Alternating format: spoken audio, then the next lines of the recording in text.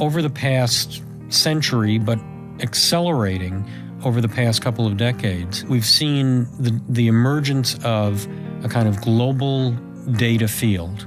The planet itself, natural systems, human systems, physical objects, have always generated an enormous amount of data, but we didn't used to be able to hear it, to see it, to capture it. Now we can, because all of this stuff is now instrumented, and it's all interconnected, so we can actually have access to it.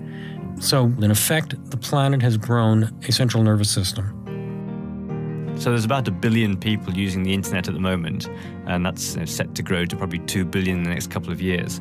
And we think that's quite a lot. But over the last 10 years, I've been looking at devices being linked up together using networks, so little sensors on things. These temperature sensors and traffic sensors and flow rate of water and how much electricity, all transmitting data. It won't be long, and it may even have happened already, that there's more things on the internet than there are people on the internet. That's really what we mean by the Internet of Things. Then you get this sea of data that you just drown in, literally.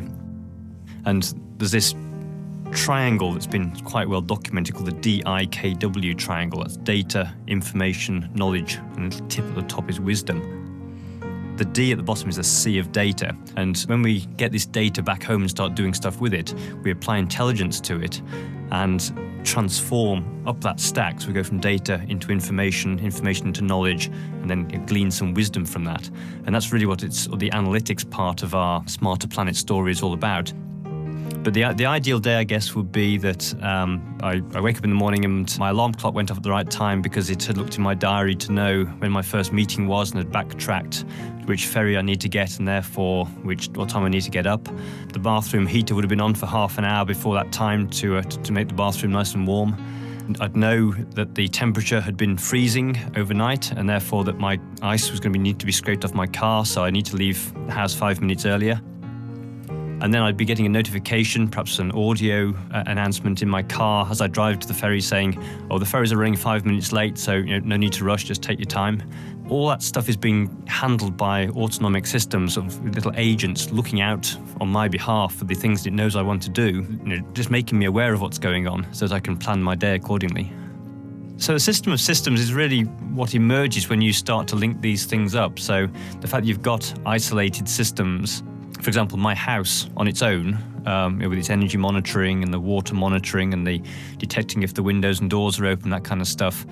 It's a system, certainly, but it's not a system of systems.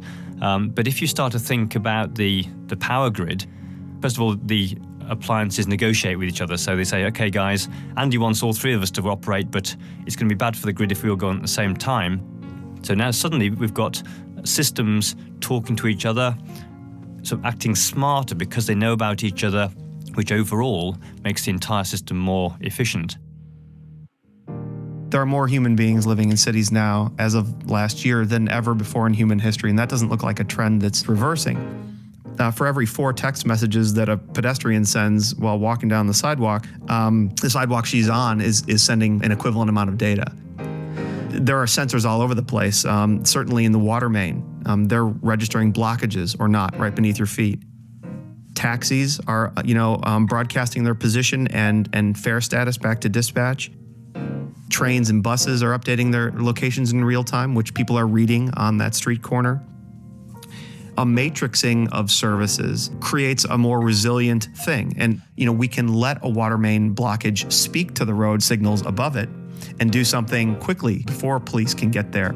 Soon enough, we will just expect to be told exactly when the bus will arrive.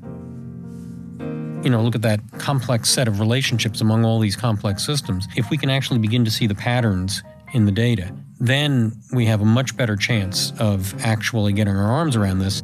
That's where societies become more efficient. That's where more innovation is sparked. When we talk about a smarter planet, you could say that it has 2 dimensions. One is to be more efficient, be less destructive, connect different aspects of life which do affect each other in more conscious and deliberate and intelligent ways. But the other is also to generate fundamentally new insights, new activity, new forms of social relations.